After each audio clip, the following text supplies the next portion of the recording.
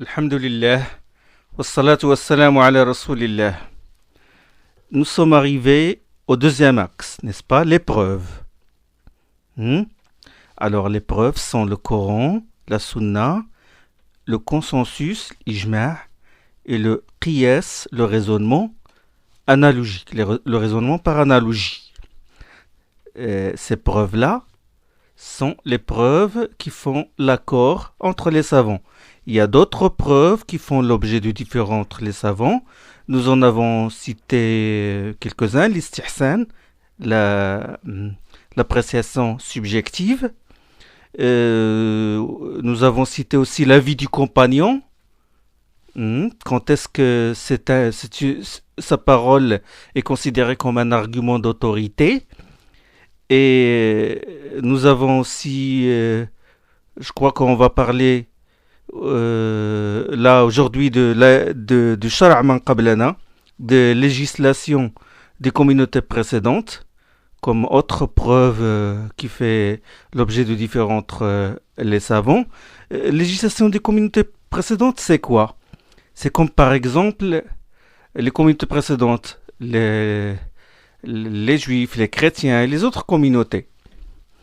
Comme exemple, l'histoire de la génisse, de la Baqara, dans la sourate al-Baqara, l'histoire de la vache, quand le prophète Moussa alayhi salam a dit à son peuple, Allah vous ordonne de sacrifier une génisse. Inna Allah ya'murukum an tadhbahu baqara.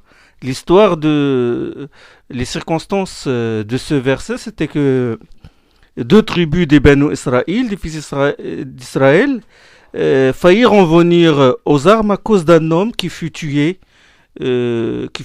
Chaque tribu a jeté la responsabilité sur l'autre. Un homme a été tué, puis il a été traîné la nuit vers une autre tribu. Et là, il y a eu un conflit entre deux tribus. Et là, Moussa alayhi salam, Allah lui révéla de leur demander de sacrifier une vache, de sacrifier une génisse et de frapper le cadavre avec un membre de cette génisse. فَقُلْنَا اضْرِبُوهُ بِبَعْضِهَا كَذَلِكَ يُحْيِي اللَّهُ الْمَوْتَى وَيُرِيكُمْ آيَاتِهِ. Il a frappé le cadavre avec une partie, un membre de la génisse, et l'homme revint à la vie, comme Allah subhanahu wa ta'ala a dit, كَذَلِكَ يُحْيِي اللَّهُ الْمَوْتَى. Ainsi Allah fait revivre les morts et vous montre ces signes afin que vous méditiez. وَيُرِيكُمْ آيَاتِهِ لَعَلَّكُمْ تَعْقِلُونَ. Donc l'homme revint à la vie et dit, voilà celui qui m'a tué. Il a désigné celui qui l'a tué, puis il est mort à nouveau. D'accord? Les Usuli, ils se basent sur cette histoire pour dire si une victime d'un meurtre, pendant qu'elle agonisait, désigne son meurtrier, est-ce que ses propos font foi? Est-ce que le juge doit prendre en considération les propos de la victime? C'est-à-dire, pendant qu'elle agonisait, il dit un tel m'a tué. Est-ce que ça fait foi et que le juge peut sanctionner en vertu en fonction de ce qu'a dit la victime, il peut sanctionner le meurtrier. Donc, sur la base que la législation des nations précédentes qui sont citées, confirmées dans le Coran et dans la Sunna, est-ce qu'on peut en tirer les lois? Ça, c'est ce qu'on appelle Shara' man qablana, la législation des nations, des communautés qui nous ont précédés. Il y a l'urf aussi. L'urf, c'est l'usage commun. C'est ce qui est répandu dans une société, dans un pays. Si par exemple, dans un pays, certains pays, on vend par exemple des bicyclettes sans les pompes de bicyclettes. Et la personne qui achète une bicyclette sans la pompe, il n'a pas le droit de la réclamer, puisque le urf, l'usage commun, ils vendent les bicyclettes sans pompe. De même, par exemple, ils vendent des voitures sans roue de secours dans certains pays. La personne ne doit pas la réclamer parce que c'est connu, c'est l'usage commun. Comme par exemple dans les serments. Si quelqu'un a juré, par exemple, qu'il va faire telle chose, il jure, par exemple, qu'il ne mangerait pas la viande. Et dans ce pays-là, la viande, c'est valable aussi bien pour la viande bovine, des bêtes de troupeau, et la viande des poissons. Donc ça, le orf, il a une certaine influence. Comme autre source aussi, comme autre dalil qui fait l'objet différent entre les savants, ce qu'on appelle l'istishab, la présomption de continuité, à savoir que la loi demeure en vigueur jusqu'à preuve du contraire. Bon, ça, c'est en gros les dalils mukhtalaf alayh, les dalils qui font l'objet de différents entre les savants. Bon, commençons par le premier dalil, ça c'est les preuves qui font sur lesquelles les savants sont d'accord, le Coran, la Sunna, comme j'ai dit, le consensus et le raisonnement analogique. Bon, le Coran. Le Coran, il est la parole d'Allah, subhanahu wa ta'ala, dans ses lettres, huruf, et dans ses significations. Allah a fait descendre le Coran et il est incréé. Le Coran procède d'Allah et il retournera à Allah. Là, les Usuli parlent les savants des ilm al-Usul, des fondements du droit, ils parlent de ce qui est péremptoire, muhkam, et de ce qui est ambigu dans le Coran, le mutashabih. Ils parlent du sens propre, haqiqa, et du sens figuré, majaz, du khabar, énoncé qualificatif ou information, et de l'insha, c'est-à-dire le texte sous forme d'injonction ou de question. Ils parlent de ce qui fait partie du Coran et de ce qui ne fait pas partie du Coran.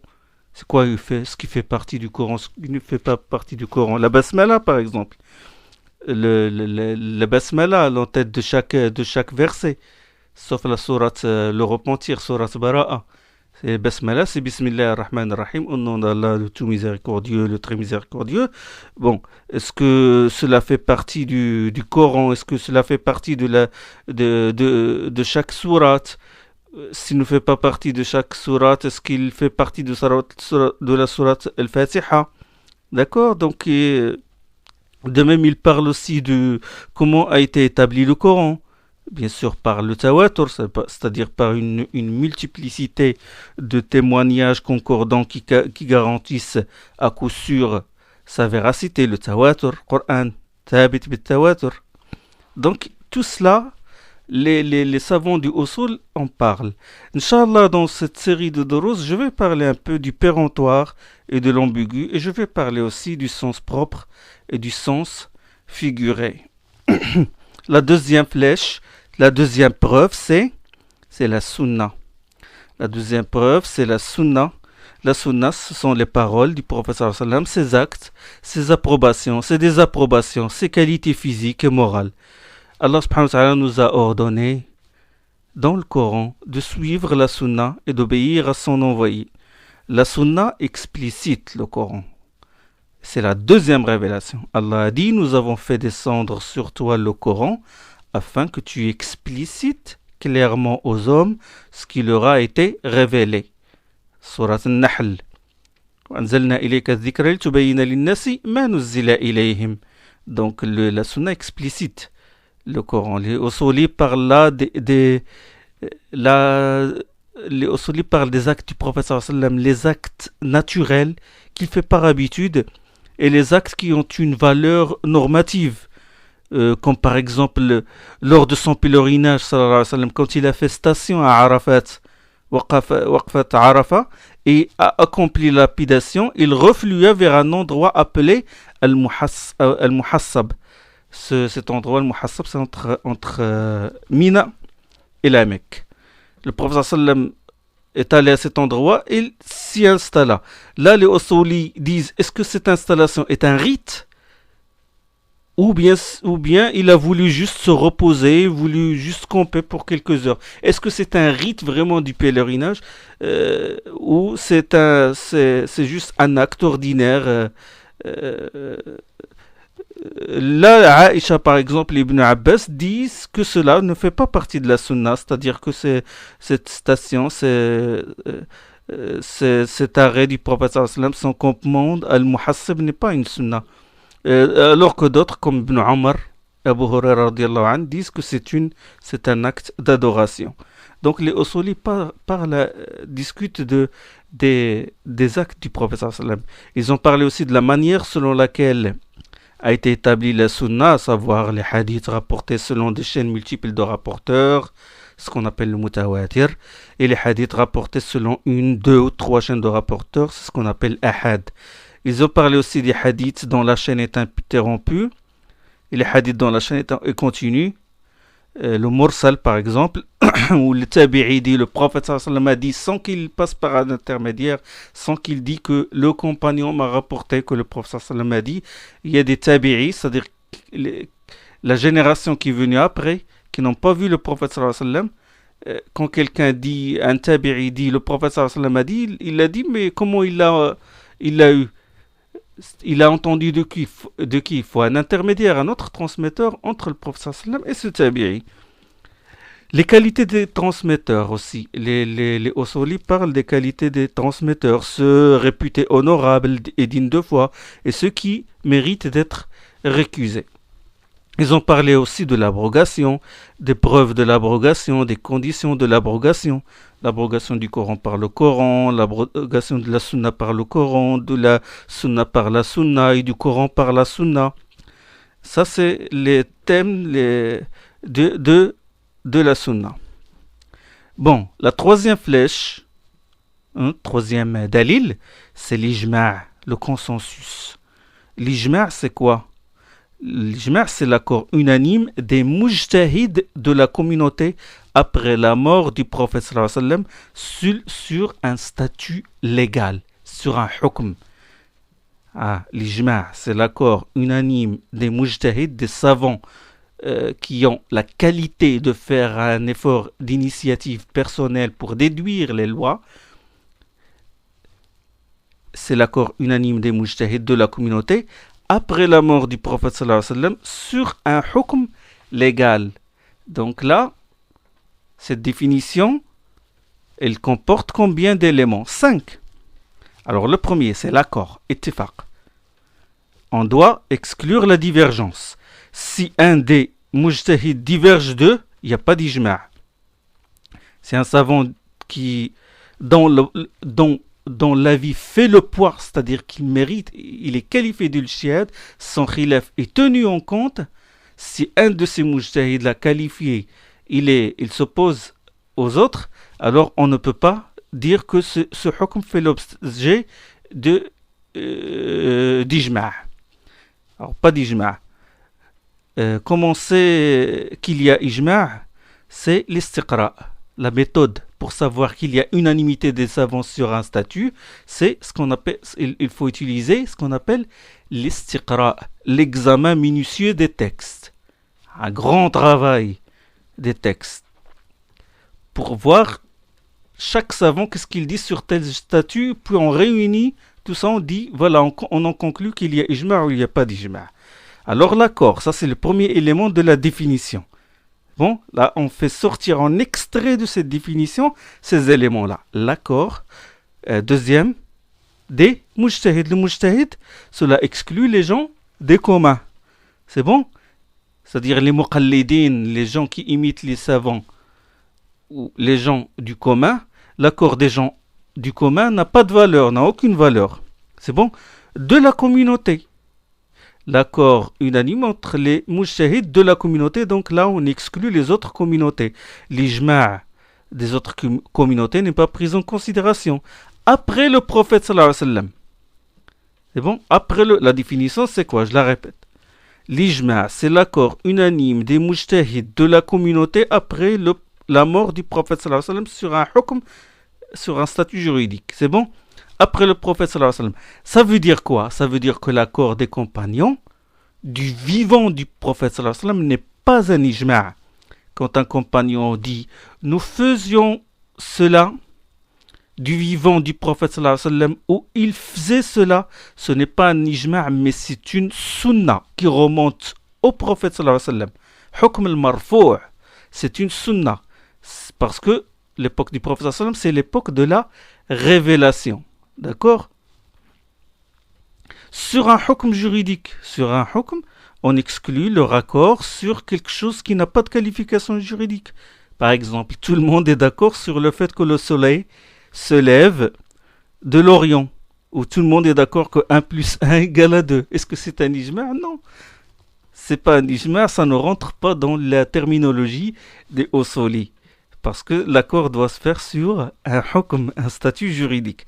La preuve de la validité de l'ijma', dalil, ou de la fiabilité de l'ijma', c'est la parole d'Allah subhanahu wa ta'ala. Quant à celui qui rompt avec l'envoyé après que la bonne direction lui fut clairement apparue et qui se met à suivre une autre voie que celle des croyants, nous l'abandonnerons à son choix et nous le faisons brûler dans la géhenne. Quant à celui qui rompt, ومن يشاقق الرسول من بعد ما تبين له الهدى ويتبع غير سبيل المؤمنين نوله ما تولى ونصله جهنم وساءت سبيلا.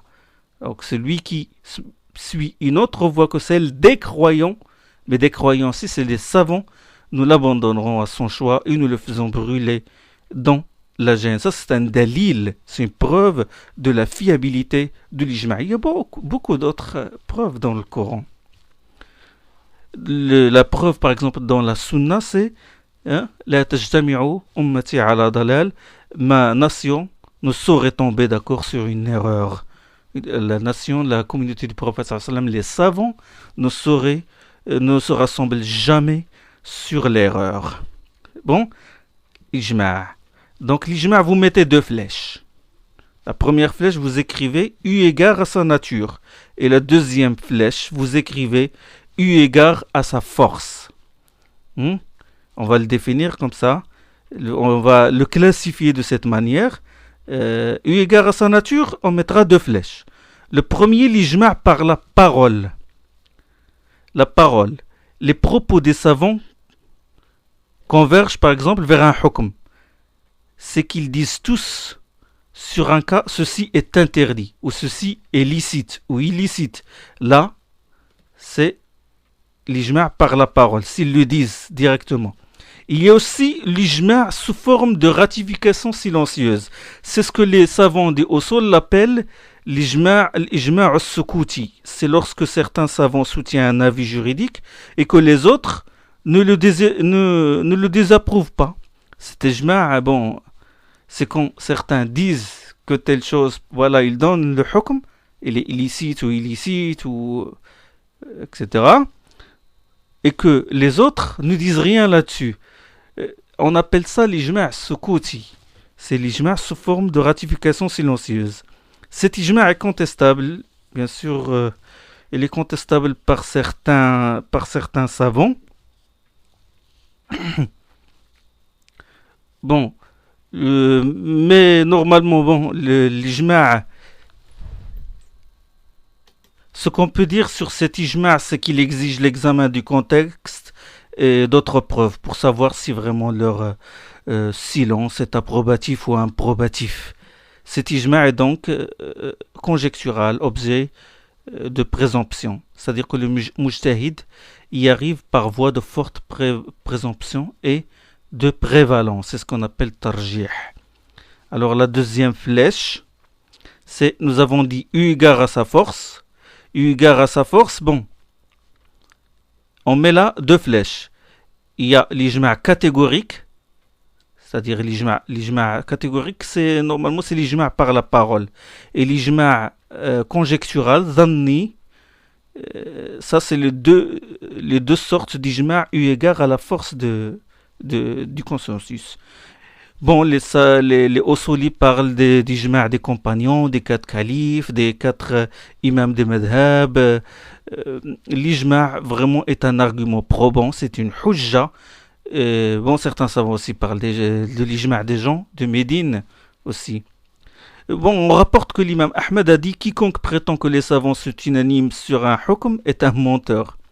Il a dit qu'en sait-il peut-être qu'un désaccord existe entre les savants et qu'il ne le sait pas. Et puis il a ajouté, il a dit c'est Bishr al-Marisi et Al-Assam qui prétendent ce genre de choses. Qu'ils disent plutôt je n'ai pas appris que les gens sont en désaccord sur un tel ou tel hukm. Cela bien sûr, ce qu'a dit l'imam Ahmed, ne veut pas dire qu'il nie l'ijma', mais il appelle à faire attention de prétendre l'ijma' sans un examen minutieux et sans recherche. Il faut bien comprendre ce que dit un savant.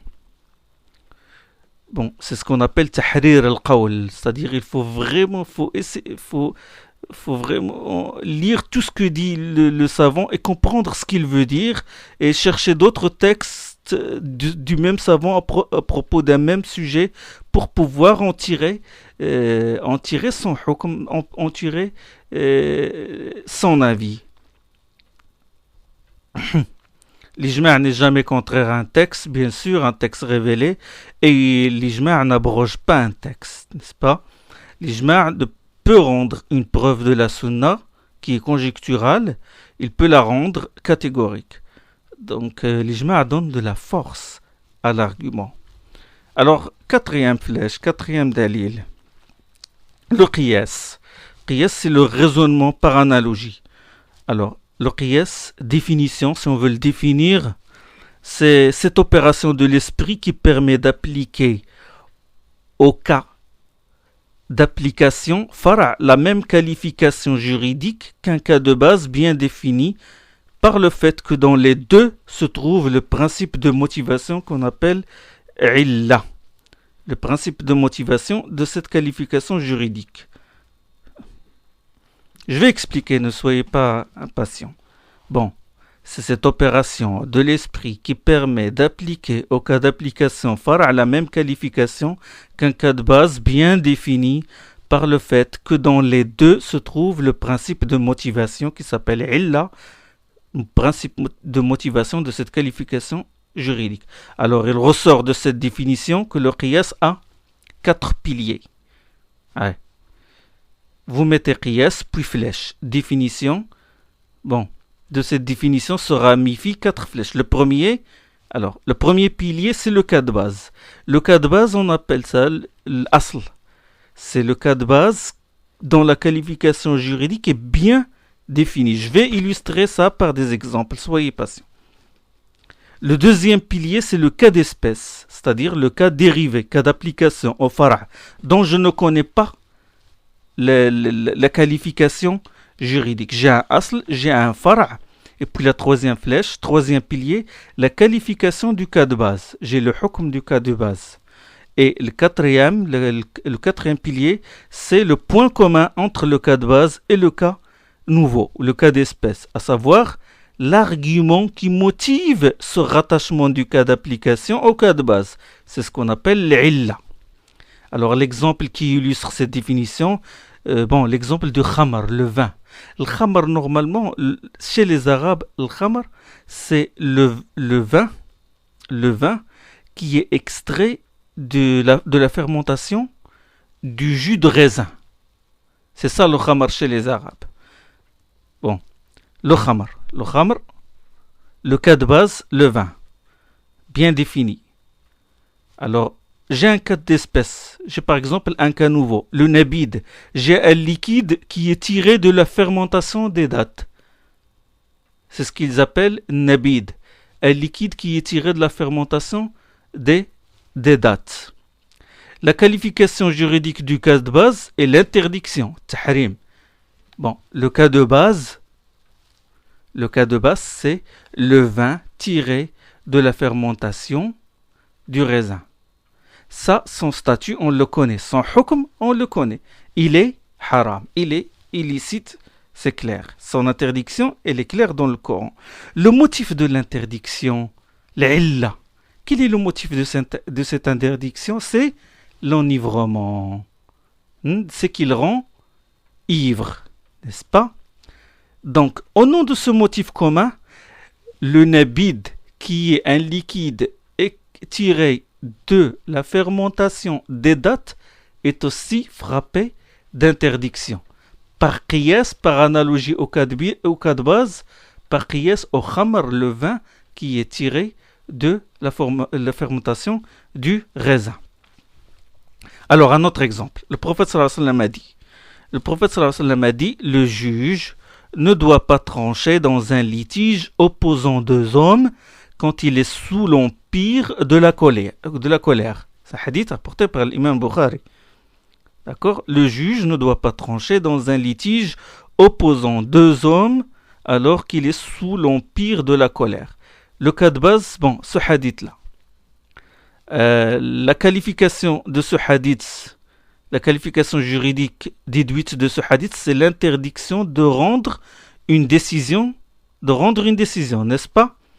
Le motif, c'est quoi? Le motif, c'est l'état de colère. D'accord? Le motif, c'est que l'état de colère peut fausser le jugement du juge, peut perturber son esprit et fausser son jugement. Ça, c'est le principe explicatif. C'est l'illa. C'est bon? Donc, par qiyas à ce hadith, par analogie à ce hadith, nous allons dire que le juge qui est très épuisé, lui aussi ne doit pas trancher. Il est très épuisé. Lui aussi ne doit pas trancher. Donc ça, c'est le fara', c'est le cas d'espèce, le cas nouveau dont nous cherchons le hukm, mais le hadith, nous avons un hadith qui interdit au juge qui est sous l'empire de la colère de trancher, et nous avons un juge qui est sous, par exemple, qui est très épuisé. Nous pouvons appliquer sur lui ce hadith-là. On va lui dire, tu n'as pas le droit de trancher parce que tu es très épuisé par analogie à la colère. Puisque le illa du hukm, le principe explicatif du hukm, c'est quoi? C'est que l'état de colère va perturber le jugement, va le fausser, et aussi l'épuisement va aussi perturber le jugement. Et aussi quelqu'un, par exemple, le juge qui a un besoin pressant d'aller faire ce besoin, par exemple, lui aussi n'a pas le droit de trancher. D'accord? Donc ça, c'est ce qu'on appelle l'illa. C'est bon? Alors, l'épreuve de dalil de la fiabilité du qiyas. Quelles sont les preuves? Quel est le dalil que nous avons dans le Coran, dans la Sunna, que le qiyas est fiable et il sert que nous l'utilisons pour déduire les ahkam. Bon, les preuves, il y a beaucoup, comme par exemple la parole d'Allah subhanahu wa ta'ala. Parmi ces signes, il y a que tu vois la terre sèche et immobile, puis aussitôt que nous faisons descendre l'eau sur elle, elle se soulève et augmente de volume. Assurément, celui qui l'a fait revivre les morts, il est omnipotent. ومن آياته أنك ترى الأرض خاشعة فإذا أنزلنا عليها الماء اهتزت وربت إن الذي أحياها لمحيي الموتى إنه على كل شيء قدير. Alors le principe ici, le asl, c'est le pouvoir de rendre la vie à la terre. إنه على كل شيء قدير. La conclusion, le fara', le cas d'espèce, c'est le pouvoir de rendre la vie aux morts. Le motif, c'est son omnipotence. C'est le pouvoir d'Allah. C'est son omnipotence. C'est bon? Donc, Allah, il parle. Il a dit, voilà, la terre, elle est calme, elle ne bouge pas. Puis, tout d'un coup, la pluie tombe sur elle et se soulève. Il dit, celui qui a agi sur elle, qui peut aussi faire revivre les morts. Donc ça, c'est une analogie. Quand Allah subhanahu wa ta'ala dit à propos de nos parents, ne va pas leur dire ouf, ni les gronder. Tiens-leur des propos respectueux. Dans Surat Isra, ne va pas leur dire ouf. S'il nous interdit de dire ouf à nos parents, qu'est-ce que nous en déduisons? Que nous ne devons pas les frapper. Quelqu'un ne va pas dire « Ah, moi, je leur ai pas dit ouf, mais je les ai seulement frappés. » Il n'a pas le droit. Donc, ça aussi, c'est un dalil du raisonnement analogique. Alors, nous avons donné la définition, nous avons donné ces preuves, et là, vous mettez une troisième flèche. C'est eu égard à sa force. On distingue là deux sortes de qiyas. Mais avant, on va donner d'autres exemples, comme ça on va pour bien expliquer, pour donner aussi la preuve que même les compagnons utilisaient le qiyas.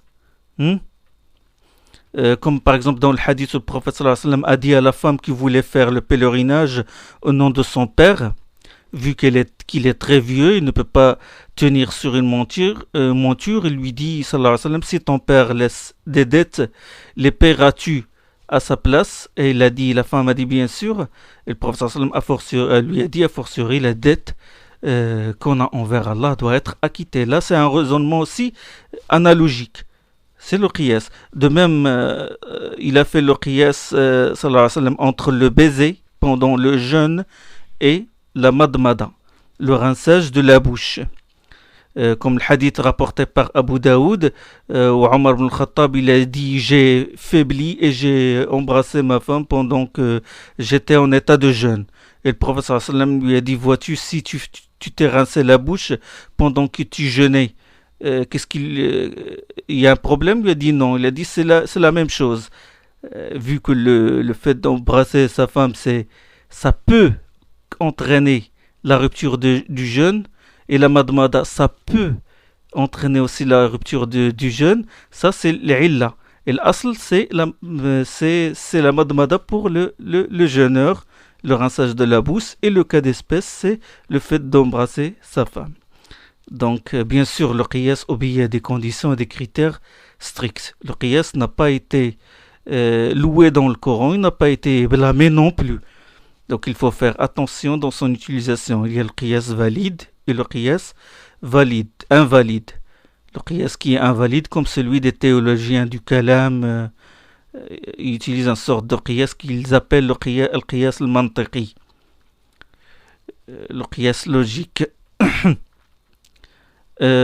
Comme exemple du qiyas blâmable, c'est la parole des mécréants. La parole des mécréants, innama al-bay'u mithlu ar-riba. Les mécréants, qu'est-ce qu'ils ont dit? Comme Allah le dit dans le Coran, dans Surat al-Baqarah, la vente est semblable à l'usure. Ils disent la vente c'est une transaction et l'usure c'est une transaction, donc il n'y a pas de problème. Et Allah subhanahu wa ta'ala il a répliqué, or Allah a déclaré la vente licite et il a déclaré l'usure illicite. Comme qiyas aussi blâmable, le qiyas de Iblis. Iblis, qu'est-ce qu'il a dit? La vente est semblable. Qu'est-ce qu'il a dit? Il a dit à propos de Adam alayhi salam, quand il a refusé de se prosterner devant lui, il a dit tu m'as créé de feu et tu l'as créé d'argile. Il a raisonné. Il a utilisé le raisonnement par analogie, mais c'est un raisonnement qui ne tient pas. Quand il y a un texte clair, il faut chercher. Ça, il faut chercher. Il faut toujours. S'il y a un texte clair, c'est bon, sur un hukm. S'il n'y a pas de texte clair, on peut recourir au qiyas. Et Omar ibn Khattab, radiyallahu anhu, avant, il fixait pour chaque doigt, c'est-à-dire pour chaque doigt ayant subi une ablation, si quelqu'un a coupé le doigt d'un autre, il a fixé une dia, c'est ce qu'on appelle l'indemnité. Et cette indemnité, elle est proportionnelle à l'utilité de ce doigt. Lui, il a raisonné comme ça, radiyallahu ta'ala an. Il a dit, il a fixé par exemple l'indemnité du pouce, elle est évaluée à 15 chameaux, puisque le pouce c'est un doigt qui a beaucoup d'utilité. L'index, il est moins de 15 chameaux, ainsi de suite jusqu'à l'auriculaire. Il a usé quoi? Du qiyas. D'accord? Il a proportionné la dia à l'indemnité par rapport en fonction de l'utilité de chaque doigt. Mais quand on lui apporte un document qui était chez la famille de Amr ibn Hazm, dans lequel il est écrit que le prophète sallallahu alayhi wa sallam, c'est un hadith qui est rapporté par Shafi'i dans sa fameuse Risala, et aussi dans le Musannaf de Abd al-Razzaq, et il est rapporté aussi par l'imam al-Bayhaqi.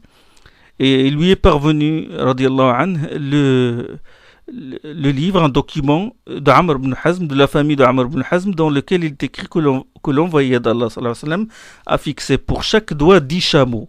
Et là, Omar radiyallahu anhu, il revint sur son jugement.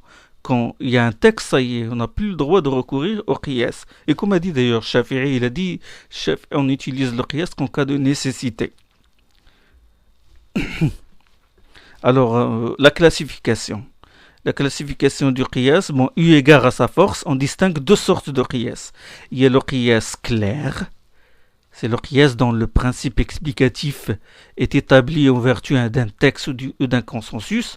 Il y a le qiyas subtil, où le principe de motivation est déduit par l'esprit. Et vous mettez aussi deuxième flèche, eu égard à l'établissement ou à la négation de la qualification juridique. Et là, on distingue deux sortes de qiyas. Il y a le qiyas par enchaînement extensif, l'exemple par exemple du vin. Et aussi, il y a un autre exemple, celui où le prophète sallam dit le meurtrier n'hérite pas de sa victime. Ce hadith prouve que l'auteur de l'homicide n'hérite pas de sa victime quand bien sûr l'homicide est justifié. Vous savez, le meurtre est une cause d'éviction de la succession. Donc, par enchaînement extensif, si le légateur tue son testateur, il n'acquiert pas la propriété du bien qui lui a légué. Donc, par analogie, si l'auteur de l'homicide n'hérite pas de sa victime, aussi le légataire qui tue son testateur n'acquiert pas la propriété du bien qui lui a légué. C'est bon? Il y a aussi le qiyas a contrario par inversion. Ça aussi, ça rentre dans la classification de qiyas. Bon, nous avons dit que, eu égard à sa force, nous avons cité le qiyas subtil, le qiyas par enchaînement extensif et le qiyas a contrario. Le qiyas a contrario, c'est comme le hadith du prophète sallallahu alayhi wa sallam quand il a dit et l'accomplissement de l'acte de chair avec son épouse est aussi une aumône. Et les compagnons s'exclamèrent et lui dit envoyé d'Allah, l'un d'entre nous obtiendrait-il une récompense pour avoir satisfait ses désirs sexuels? Et le prophète sallallahu alayhi wa sallam répondit, s'il les avait satisfaits de manière illicite, ne lui aurait-on pas compté un péché? De même, celui qui les satisferait de manière licite en obtient une récompense. Ça, on l'appelle ça qiyas l'aks. Eu égard à sa validité ou à sa nullité, là on distingue trois sortes de qiyas. Il y a le qiyas valide, bon nous avons parlé. Le qiyas vicié, qiyas al-fasid, c'est, comme j'ai dit tout à l'heure, le qiyas de ceux qui ont dit la vente est semblable à l'usure. Et le qiyas d'Iblis qui a dit Allah subhanahu wa ta'ala, tu m'as créé de feu et tu l'as créé d'argile. Ça, c'est un qiyas vicié. Et Ibn Hazm, rahimahullah, il réfute le qiyas à cause de sa mauvaise utilisation, justement. Troisième sorte de qiyas, eu égard bien sûr à sa validité ou à sa nullité, c'est le qiyas qu'on appelle qiyas shabah, le qiyas de similitude, analogie de ressemblance. Ce qiyas, bon, il oscille entre le qiyas valide et le qiyas vicié. D'accord? Il y a d'autres classifications de façon il y a d'autres classifications du qiyas. Passons maintenant au troisième axe. Alors, c'est la manière. Le deuxième axe, c'est les preuves, bien sûr. Le troisième axe, c'est la manière de déduire le hukm du texte. La manière de déduire la qualification juridique du texte. Alors, la parole, le texte désigne un concept ou une disposition légale, soit, première flèche, par sa formulation et son mode grammatical. Comment un texte, un verset du Coran, un hadith désigne un hukm. Il le désigne soit par sa formulation et son mode grammatical. Exemple, quand Allah subhanahu wa ta'ala il dit accomplissez la prière et acquittez-vous de la zakat. Là, c'est une formulation de l'ordre. C'est une forme impérative qui implique l'obligation. D'accord? La parole aussi désigne le hukm soit par son sens implicite. Et là, on distingue le sens implicite a fortiori, mafhoum, ce qu'on appelle mafhoum al-muwafaqa ou fahwa al-khitab. Quand Allah subhanahu wa ta'ala le dit dans le Coran, dans Surat al-Isra, wa la taqul lahuma uffin, ne leur dit pas ouf, à plus forte raison, il est interdit de les insulter, bien sûr, et de les frapper. Là, on étend cette disposition légale, c'est-à-dire l'interdiction de dire ouf à ses parents, à un autre cas qui est les insultes ou le fait de les frapper. C'est une bien sûr, ça c'est une formulation du qiyas manifeste. Troisièmement, c'est, oui, je dis, soit par son sens implicite, et là on distingue le sens implicite a fortiori, c'est mafhoum, direct, mafhoum muwafaqa, ne leur dit pas ouf, donc à plus forte raison, ne les fera pas. Le sens implicite a contrario, c'est ce qu'on appelle mafhoum al-mukhalafa, ou dalil al-khitab. Là, à l'inverse du précédent, nous avons un texte dont la disposition légale est prévue pour un cas déterminé. En utilisant ce raisonnement, on déduit que sa disposition légale ne s'applique pas à un cas différent. Exemple, le prophète sallallahu alayhi wa sallam, il a dit « La zakat est exigible pour les troupeaux ». Le sens implicite, à contrario de ce hadith, implique bon, la zakat, سائمة في السائمة زكاة. La zakat est exigible pour les troupeaux qu'on promène au pâturage. Voilà le hadith. La zakat est exigible pour les troupeaux qu'on mène au pâturage. Le sens implicite, mafhoum al-mukhalafa, le sens implicite, à contrario de ce hadith, implique que pour les bêtes qui sont nourries à l'écurie, la zakat n'est pas exigible. On en déduit cela. C'est ce qu'on appelle mafhoum al-mukhalafa. C'est bon?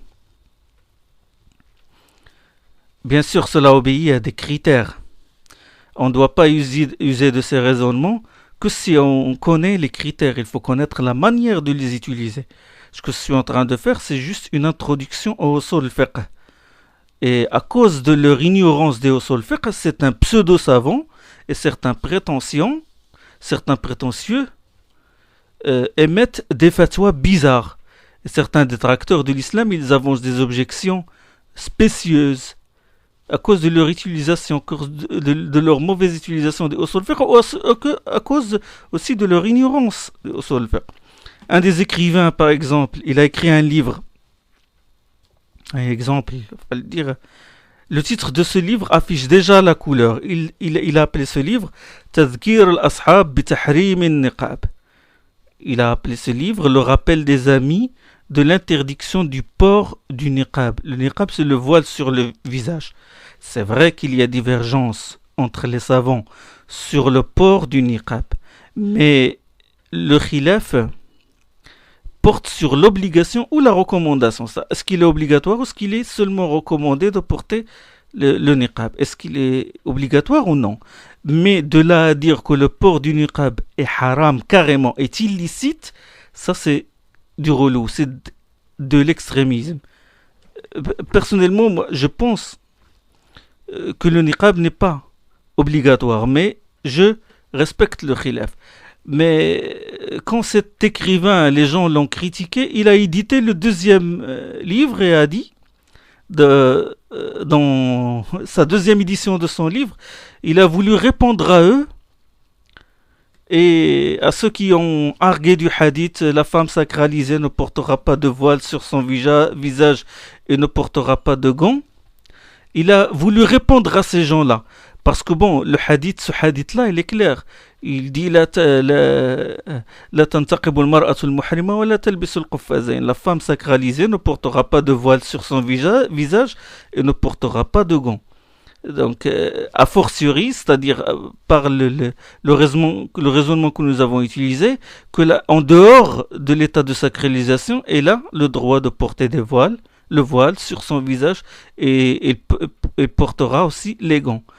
Donc, pour prouver la légitimité de porter le niqab, parce que comme j'ai dit, d'après son sens implicite, à contrario, la femme qui n'est pas en état d'ihram peut porter le niqab et les gants. C'est ce qu'on appelle bien sûr mafhoum al-mukhalafa.